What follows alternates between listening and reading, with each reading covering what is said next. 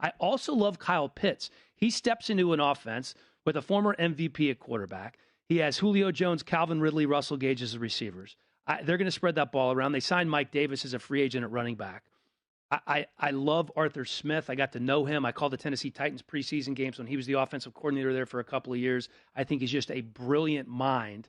And Kyle Pitts is a generational talent at that tight end position. I don't think it's going to happen this year because we still have Travis Kelce, among others, who's going to be catching 100-plus balls. But he's going to be the best tight end in football within 2 years. And if you ask me who am I putting my money on, who are the best odds, I love Kyle Pitts. I love Jamar Chase. Better than any of the quarterbacks right now because I think they're going to have their up and downs, all of them. What Justin Herbert did last year was special. As talented as Trevor Lawrence is, I don't know if he's going to be able to put up those type of numbers this year.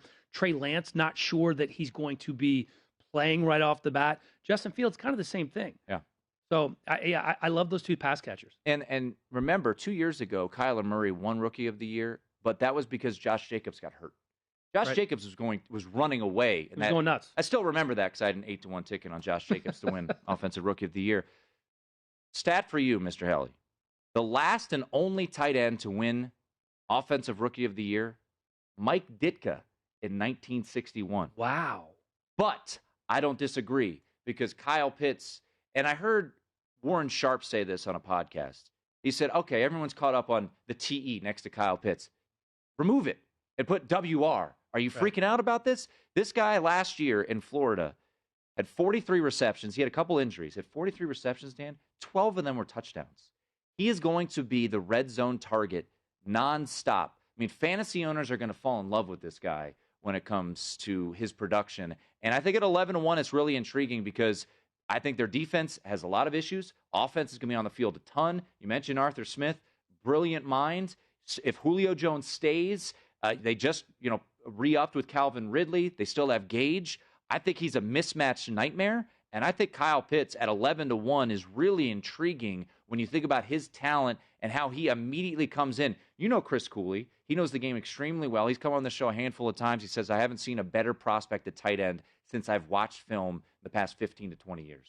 So I mentioned Brian Baldinger earlier. I love the way that he breaks down tape. He sees the game a lot like Chris Cooley does. Very smart.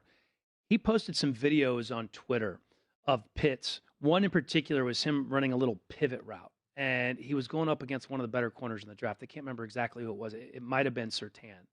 And he created about 10 yards of separation in the red zone on a little pivot route. And he was wide open in the end zone.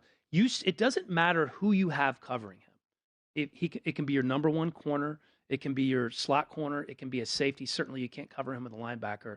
It's a mismatch no matter who you put on him. Kyle Pitts is going to be spectacular. And when I mentioned Arthur Smith, think about what he did with Jonnu Smith last year. Nobody knew who Jonnu Smith was before last year. He had a breakout year. He kind of got hurt. He had 5 or 6 touchdowns in the first 5 weeks of the season. Got hurt a couple of games in. Numbers tailed off a little bit. But he's going to move Pitts all over the field. You mentioned if he had a WR right next to his name instead of a TE, we're not going to be freaking out. He plays like an oversized wide receiver. He is a big wide receiver. That's what Kyle Pitts is. And I'm